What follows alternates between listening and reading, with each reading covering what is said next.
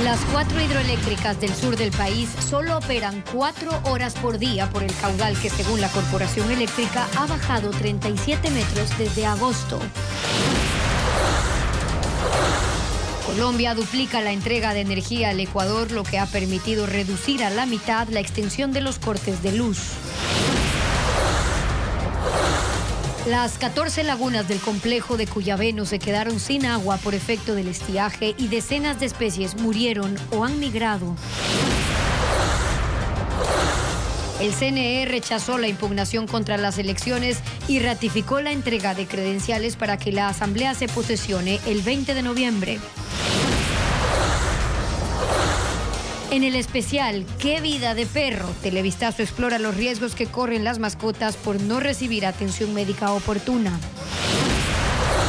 Hola amigos, buenas tardes. Empezamos Televistazo este lunes cuando se cumplen 12 días de la emergencia energética en Ecuador. Estefi. ¿Qué tal, Gaby y amigos? Bienvenidos. ¿Cuál es la situación de las hidroeléctricas y cómo seguirán los racionamientos en el país? Con eso comenzamos.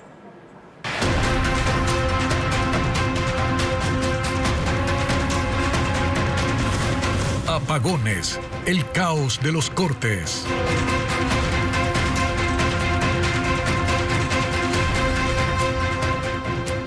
La hidroeléctrica Mazar en Azuay es la más importante del país. Con el bajo nivel de su río, del río Paute, su funcionamiento ha sido reducido. Diego Cuenca recorrió el lugar para contarnos cómo le afecta el estiaje. Estamos en la hidroeléctrica Mazar, que se ubica en el cantón Sevilla de Oro, en la provincia de Azuay. Esta es una de las 4 hidroeléctricas del sur del país afectadas por el estiaje. Y para que tengan una idea, desde agosto el nivel del agua del río Paute bajó 37 metros debido a que no se registran lluvias constantes desde hace 57 días. Un fenómeno histórico que provoca que las 4 hidroeléctricas del sur solo puedan funcionar durante las 6 de la tarde hasta las 10 de la noche. Conforme a las disposiciones de SENACE. Son las únicas horas que pueden dar servicio cada día. Sin embargo, otras centrales de generación eléctrica cubren la demanda. Ahorita cuidamos cada metro cúbico de agua que ingresa al embalse justamente para prever cualquier situación extrema que se pueda presentar. ¿Cuántos metros cúbicos está ingresando ahora? Ahora está ingresando, justamente estamos viendo en los datos, está ingresando entre 17 y 18 metros cúbicos por segundo. Normal? Lo normal en esta época del año, que incluso ya considera sequía, estamos hablando entre 67 a 70 metros cúbicos justamente de agua. Para dimensionar el problema, solo la hidroeléctrica Mazar, que es donde estamos, tiene capacidad para 170 megavatios. Este es el informe. Buenas tardes. Al menos por unos días se reducirá a la mitad la duración de los racionamientos de energía eléctrica en Ecuador. La electricidad que llega desde Colombia y la recuperación de unidades de generación permitieron reducir el déficit de generación del país. Francisco Garcés sigue el tema. Entre lunes y miércoles se reducirán los horarios de los racionamientos de electricidad en el Ecuador. La energía que empezó a llegar desde Colombia ayuda a mitigar en algo la crisis de generación. Por eso en la costa los cortes se redujeron a 1 hora o a 1 hora y media dependiendo del sector, mientras que en la sierra y el oriente los cortes de energía son de 2 horas y ya no de 4 como se planificaron en inicio. La decisión se conoció al final del domingo, cuando ya se habían publicado los horarios originales de cortes. En la ciudadanía se mantiene la incertidumbre por no saber con suficiente anticipación los horarios y la duración del racionamiento de electricidad. El Ecuador se beneficia del acuerdo alcanzado con Colombia, que desde este lunes está cubriendo casi el 11% de la demanda nacional de electricidad. Ese país está enviando entre 380 y 410 megavatios de electricidad y el compromiso es mantener esa cantidad hasta diciembre. Esa cifra es muy superior a las de días previos en que ese país enviaba entre 100 y 200 megavatios para el consumo en el Ecuador. El país tiene un déficit de generación superior a 650 megavatios que con el envío de electricidad colombiana se reduce a algo menos de 200 megavatios que se podrían llenar con la puesta en marcha de unidades de generación térmica que estaban en reparación y la importación de 50 megavatios adicionales de Perú. Esto sin contar con la energía que podrían poner a disposición empresas privadas que tienen capacidad de generación propia. El domingo, uno de los generadores de la planta Termo Esmeraldas 2 empezó a entregar electricidad al Sistema Nacional Interconectado. Esa unidad y otras 5 estaban al servicio de la refinería de Esmeraldas y en los próximos días todas estarán entregando más de 40 megavatios al servicio público. En las próximas horas entrará también en servicio Termo Esmeraldas 1, planta que estaba en mantenimiento y que tiene capacidad para producir 125 megavatios.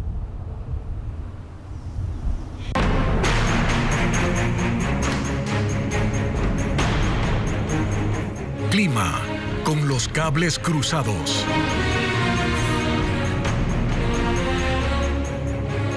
Declaran la emergencia en el cantón Caluma, en Bolívar, donde 5.000 habitantes están en áreas de riesgo. Mientras que en Orellana y Napo, los bomberos rescataron a familias atrapadas en zonas inundadas. William Young con el informe.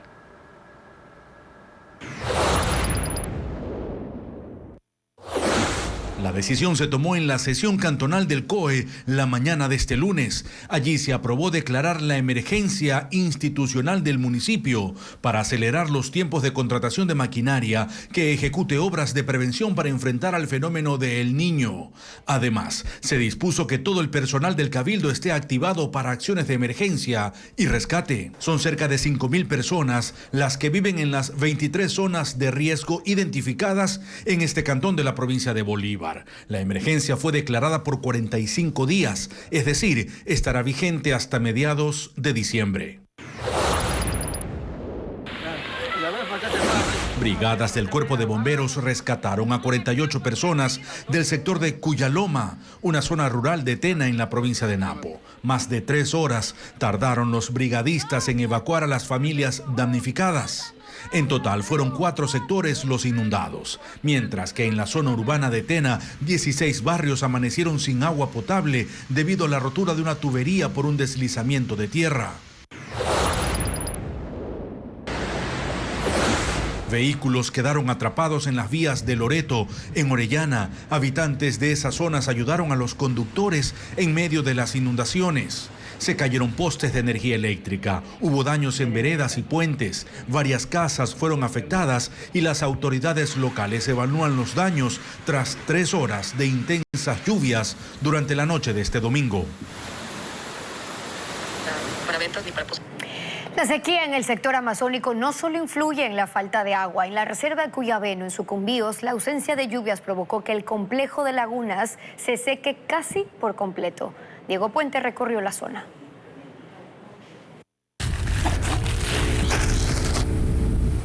Es la peor sequía en 19 años. La falta de agua ha reducido a pequeños charcos 12 de las 14 lagunas del Cuyabeno en Sucumbíos. Una situación similar se vivió en 2004, recuerdan los comuneros, y lo confirma el Ministerio de Ambiente. Peces y reptiles muertos aparecen en las orillas. La mayoría son devorados por las aves. Otros permanecen como evidencia del calentamiento inusitado de las aguas y la falta de oxígeno. Nos encontramos en la Laguna Grande del Cuyabeno, uno de los principales destinos turísticos de este sector. En octubre, decenas de turistas deberían estar ingresando al agua. Sin embargo, hoy se ve así. En la temporada de lluvias que se extendía hasta octubre, las 185.000 hectáreas de la Laguna Grande debían estar inundadas, con una profundidad de hasta 5 metros. Hoy ese espacio tiene charcos que no superan los 15 metros cuadrados y los 50 centímetros de altitud. Las aguas de esta laguna debían descender recién desde noviembre a causa de la sequía propia de la temporada, pero este año todo es diferente. Los macrolobios, árboles que resisten las inundaciones y los más característicos de la laguna, sobreviven al temporal. Algunos están secos. El bosque inundado de Igapó, antes un humedal, parece que está en medio de un desierto. El Ministerio de Ambiente asegura que esta sequía tiene relación con el calentamiento global y ha provocado el desplazamiento anticipado de los peces, reptiles y mamíferos como delfines rosados y nutrias a zonas más bajas en busca de agua. Las elecciones regionales de Colombia dibujaron un nuevo mapa político. La mayoría dio la espalda al presidente Gustavo Petro, eligiendo autoridades de centro y centro derecha, muchos de ellos severos críticos del mandatario. El movimiento oficialista Pacto Histórico ha reconocido su derrota, informa Pedro Jiménez. La elección de gobernadores, diputados departamentales, ediles, pero sobre todo de alcaldes, es vista como un no al presidente Gustavo Petro y sus políticas radicales de cambio, que no han tenido un camino fácil a nivel legislativo y tampoco en las calles, donde ha enfrentado una serie de manifestaciones casi desde el inicio de su gobierno hace 14 meses. Sumado a los escándalos que han rodeado a su administración, desde las investigaciones por presunto financiamiento ilegal de su campaña y el juicio contra su hijo Nicolás Petro. La figura más destacada de la jornada de ayer fue Carlos Fernando Galán, de Nuevo Liberalismo. Ha ganado la alcaldía de Bogotá, el segundo cargo de elección popular más importante en Colombia después del de presidente de la República. Con su voto se manifestaron, nos dejaron claro que decidieron creer, nos mostraron que prefirieron a alguien que trabaje para ellos y no para sí mismo o para otro líder.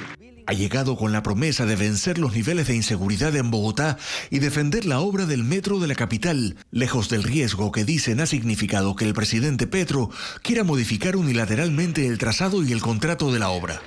El oficialista Gustavo Bolívar quedó en un lejano tercer puesto, aunque aspiran poder devolverle el protagonismo político al movimiento de gobierno. La oposición venció también en otras ciudades principales como Cali, Barranquilla y en Medellín, donde el ex candidato presidencial Federico Gutiérrez venció para la alcaldía con más del 70%. Gustavo Petro, mientras tanto, hizo un llamado a las autoridades electas para trabajar en conjunto. Tras estas elecciones interpretadas como un rechazo a su administración, que tiene un 60% de desaprobación según sondeos recientes y todavía más de 2 años y medio de gobierno por delante. El Tribunal Supremo de Venezuela ordenó suspender los efectos de las elecciones primarias realizadas por la oposición el 22 de octubre. La máxima corte pide entregar las actas de aceptación de los candidatos que están inhabilitados por la ley para participar y ejercer cargos públicos. Y esto incluye a la ganadora María Corina Machado, quien obtuvo el 92.35% de los votos. Ocurre luego de que la Fiscalía General abriera una investigación en contra de los organizadores de los comicios por presunto fraude, sin que por ahora esté claro el futuro de la candidatura de Machado o la participación de la oposición en las próximas presidenciales. Nuevas revelaciones del frustrado robo de lingotes de oro en Guayaquil, donde uno de los guardias había sido tomado. Ecuador se lleva en la piel.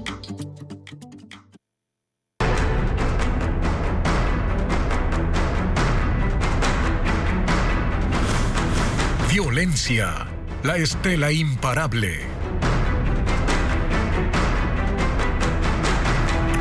Se revelan nuevos detalles sobre el frustrado robo de lingotes de oro en Guayaquil. La banda delictiva, antes de la balacera, tomó de rehén a uno de los guardias. Merlin Ochoa informa que el número de fallecidos subió a 2. También que uno de los 3 detenidos ingresó a la pista de aterrizaje. El frustrado atraco inició a las 13 horas con 22 minutos del domingo, cuando llegaron 5 delincuentes en una camioneta color negro, muy parecida a la que usan los guardias de seguridad. 4 sospechosos se bajaron con fusiles y rompieron la puerta de ingreso, donde tomaron como rehén a uno de los guardias. En el momento en que la banda intentó cruzar el segundo filtro, donde estaba un camión blindado que transportaba decenas de lingotes de oro para exportación, se desató el cruce de balas en el parqueadero. 2 carros con guardias de seguridad privada arribaron al sitio. Un uniformado se bajó, pero fue alcanzado por los proyectiles y murió. El enfrentamiento duró 3 minutos y quedó registrado en 10 cámaras de seguridad que tiene la terminal aérea de carga, ubicada dentro del aeropuerto José Joaquín de Olmedo, en el norte de Guayaquil. 2 minutos después, a las 13 horas con 27 minutos, llegaron los policías y rodearon las instalaciones. 3 personas de 19, 24 y 28 años fueron detenidas. Una de ellas saltó varios muros e ingresó a la pista de aterrizaje, donde fue capturada. En la escena del crimen, los agentes recogieron 175 restos de balas, 50 de fusiles. Producto del enfrentamiento, 2 guardias de seguridad murieron y 2 personas están heridas. Los delincuentes estaban en 4 carros y varias motos. Uno de los 3 detenidos había sido capturado hace 2 meses también por un enfrentamiento con la policía, pero salió en libertad. En la tarde de este lunes se realizará la audiencia de formulación de cargos. 10 personas fueron asesinadas y dejaron 2 hechos violentos registrados en Durán y Santa Elena. Luis Alfredo Zúñiga detalla de los crímenes múltiples que ocurrieron durante fiestas de cumpleaños.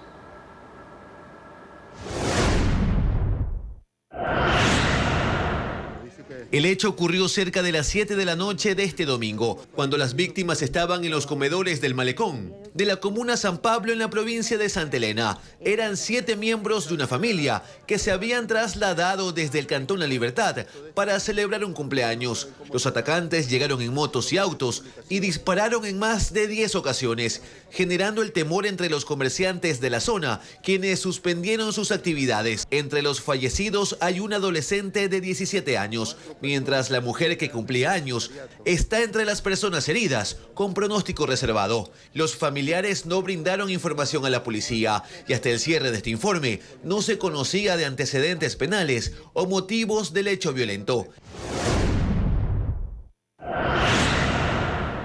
En Durán se registró otro asesinato múltiple durante una fiesta de cumpleaños. Fue una balacera que atemorizó a los moradores de la cooperativa Ana María de Olmedo la madrugada de este domingo. Según testigos, sicarios armados, incluso con fusiles, llegaron en un vehículo a los exteriores de un inmueble y mataron a tiros a 6 personas. Dentro de las víctimas está un hombre que cumplía 36 años. La policía no brindó declaraciones sobre esta masacre y se investiga si responde a amenazas o si se trató de una confusión. 100 patrulleros escoltarán los convoyes de transporte pesado. Este lunes el mando de la policía y los dirigentes de los transportistas decidieron las rutas. Paul Romero con el informe. La policía custodiará con patrulleros a los grupos de transportistas de carga pesada en las rutas en donde no existe presencia militar. Fue el acuerdo al que llegaron sus dirigentes con el mando de la Policía Nacional en la reunión que se realizó este lunes en la comandancia en Quito. Serán 100 patrulleros distribuidos en diferentes vías que acompañarán a los convoys en las siguientes rutas: Santo Domingo, Quito, Cajas, Ibarra, Tulcán, Guayaquil, Machala, Guayaquil, Cuenca, Guayaquil, Riobamba, Lago Agrio, Coca, Loreto, Baeza, Quito. De una ciudad, por decir un ejemplo, si salen de Santo Domingo van a llegar un grupo hasta Quevedo, otro grupo toma la posta de Quevedo hasta Babahoyo, de Babahoyo hasta Guayaquil. En este plan van a estar integrados 100 patrulleros y más o menos unos 300, 400 policías para dar custodia en las carreteras del país. Los transportistas activaron una línea directa de comunicación entre todas las cooperativas con la Policía Nacional. Además, acordaron que la custodia policial con patrulleros se realice a grupos de mínimo 10 vehículos en ruta, con intervalos de 1 hora.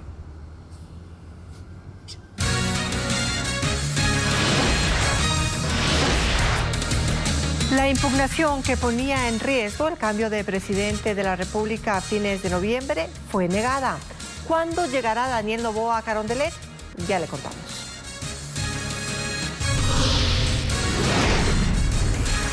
Y además, los tanques de Israel ya llegaron a las puertas de Gaza, lo más reciente de la guerra contra Hamás. Al volver.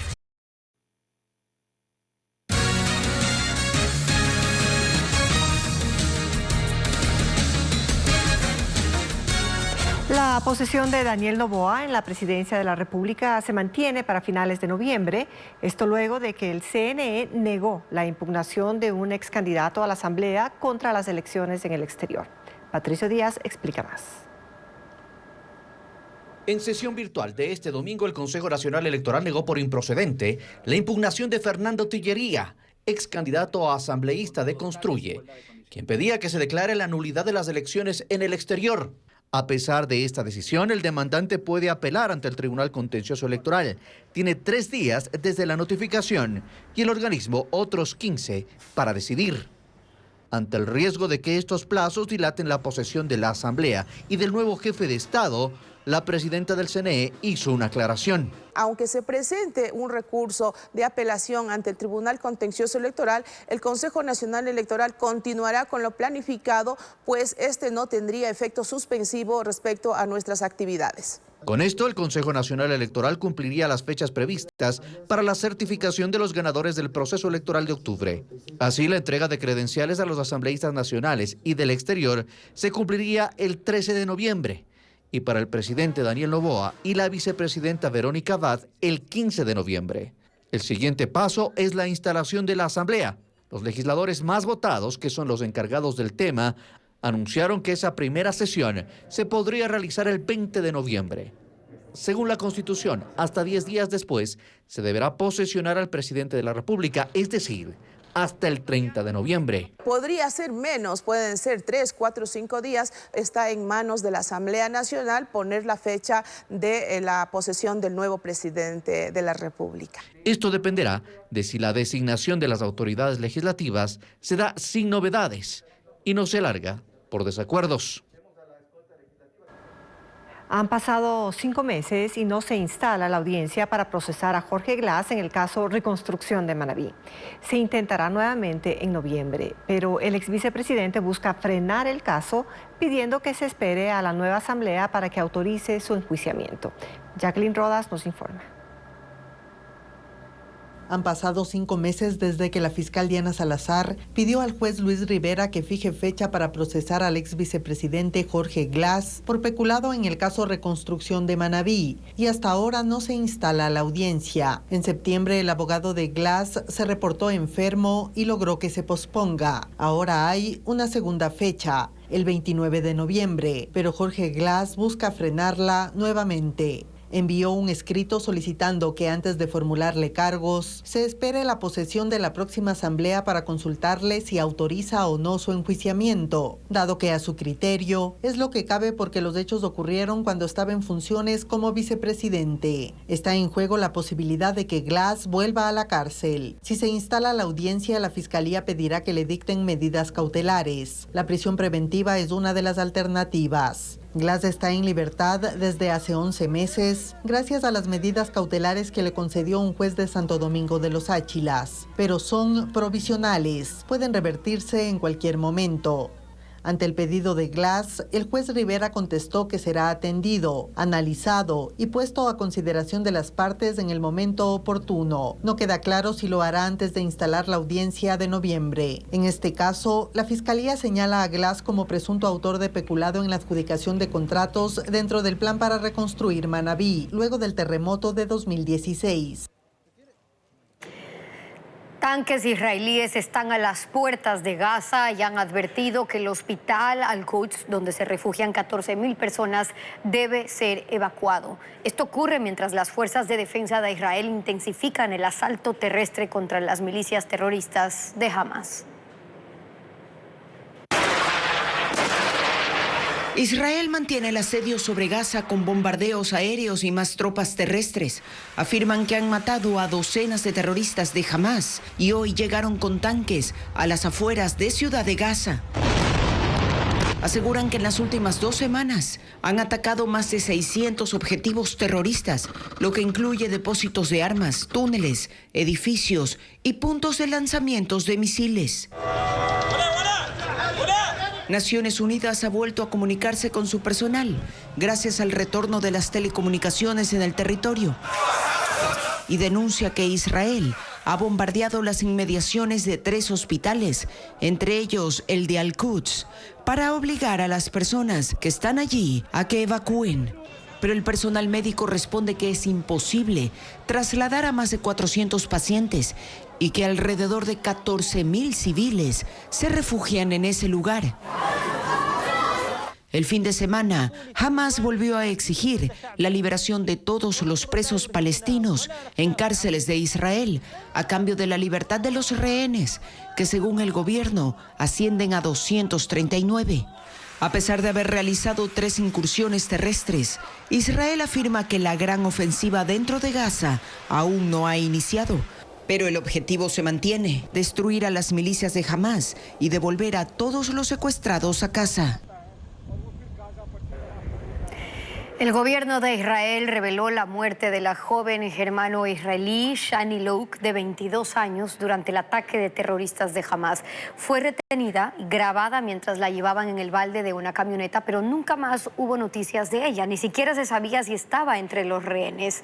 Sin embargo, su muerte fue confirmada por análisis científicos hechos a un fragmento de cráneo hallado entre los escombros que coincide con el ADN de la mujer. Se cree que fue asesinada con un disparo en la cabeza el mismo 7 de octubre. Y una multitud protestó por la llegada de un vuelo comercial desde Israel en un aeropuerto de la región de Dagestán, que tiene una población de mayoría musulmana. La gente intentó llegar hasta la nave e impedir el descenso de los pasajeros. Rompieron puertas, ventanales de la terminal y se lanzaron hacia el avión. En la pista hubo enfrentamientos entre manifestantes y fuerzas del orden, con un saldo de 20 heridos y 60 detenidos. Solo después fue posible la evacuación de la nave. El incidente interrumpió las operaciones del aeropuerto y otros vuelos fueron desviados hasta que se retomó el control. 60 países respaldan un plan de paz para Ucrania en medio de la guerra que libra por la invasión de Rusia. Este fin de semana se produjo en Malta, país insular en el sur de Europa, la cumbre internacional para discutir aspectos de seguridad nuclear, energética, alimentaria y cuestiones humanitarias. Del plan de 10 puntos propuesto por el presidente ucraniano Volodymyr Zelensky, en el campo de batalla siguen los enfrentamientos por el control del este de Ucrania, mientras el conflicto se extiende desde hace un año, 9 meses ya. Respecto del futuro de este conflicto, el gobierno de Bielorrusia, aliado de Vladimir Putin, ha admitido que ambos ejércitos están en un callejón sin salida.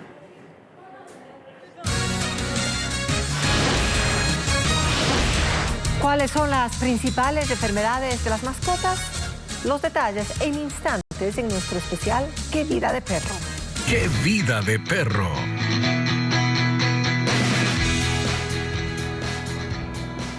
Garrapatas, infecciones estomacales o complicaciones por la falta de vacunas podrían generar la muerte de una mascota.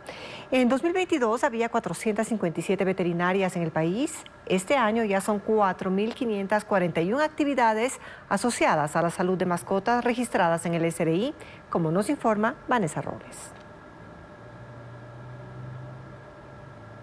Enfermedades causadas por parásitos son las principales afectaciones que sufren las mascotas en Ecuador, según datos del Colegio de Veterinarios del Guayas. Y aunque no existe un registro oficial que cuantifique estos diagnósticos, coinciden en que el descuido en el aseo y la falta de aplicación de vacunas generan consecuencias que podrían ser mortales. Son parásitos dentro de la sangre, tienen nombre dependiendo de lo que es lo que afecten, Babesia o Ehrlichia. Le vi la garrapata, pero como tenía una, se la saqué. Esa una que le picó y que usted se la sacó es suficiente para que transmita la enfermedad. Pero estos no son los únicos males a los que están expuestas las mascotas. Diabetes, hipertensión, enfermedades como cáncer, trastornos neurológicos. Es decir, todas estas son enfermedades metabólicas. Las principales vías de contagio suceden mediante el contacto con la nariz y áreas infectadas con otros perros, aunque todo esto se puede prevenir con un adecuado esquema médico durante el primer año de vida del cachorro. En este tiempo, se le coloca 4 vacunas principales y 2 más de refuerzo. Las 3 primeras, que es la vacuna sextuple, que previene moquillo, hepatitis, parvovirus, leptospirosis, parainfluenza, y muchas vienen con 5, 6 y 7 cepas de leptospira, y rabia. Año por año se pone un solo refuerzo de vacuna sextuple y un solo refuerzo de vacuna contra la rabia. Entonces, ¿cuánto invertiría anualmente una persona si llevase un control de salud adecuado para su mascota, tal como recomiendan los veterinarios? Es decir, 12 chequeos de rutina, $180 en promedio, 12 pastillas para control de pulgas y garrapatas, $240, 6 desparasitantes, se aplican cada 2 meses, $48, y las 2 vacunas de refuerzo anuales, $40. Es decir, una inversión promedio de $508 solo en salud, sin mencionar las operaciones, ya sea por esterilización, que varían entre $20 hasta $200, o por ataques de otros perros, cuyo costo dependerá de la restauración que requiere el paciente.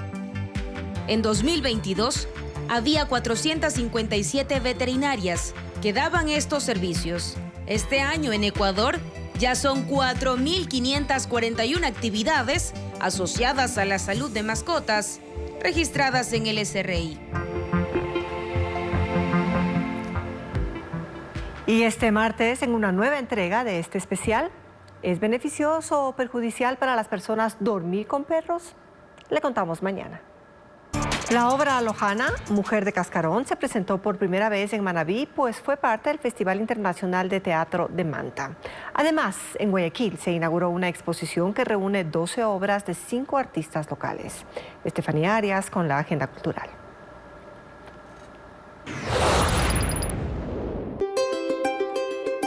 El epicentro de esta muestra es el cacao. El fósil de López es una recreación histórica de este elemento de los años 1870 a 1920. Luego de 3 años de investigaciones, los artistas Hugo Hidrobo y Gabriela Rivadeneira exponen documentos, imágenes en tinta y esculturas que hablan de la pepa de oro. La exhibición estará abierta al público en el Museo Nacional del Cacao en el centro de Guayaquil hasta enero de 2024. Mujer de Cascarón fue la obra que cerró este domingo 29 el Festival Internacional de Teatro de Manta. Es la primera vez que esta producción lojana se presenta en esa ciudad de la provincia de Manabí. Lucía, Lili y Nora reflexionan sobre lo políticamente correcto, los tipos de feminismo y cómo se constituye el patriarcado. ¡Mujeres en la lucha! ¡Hombres a la lucha!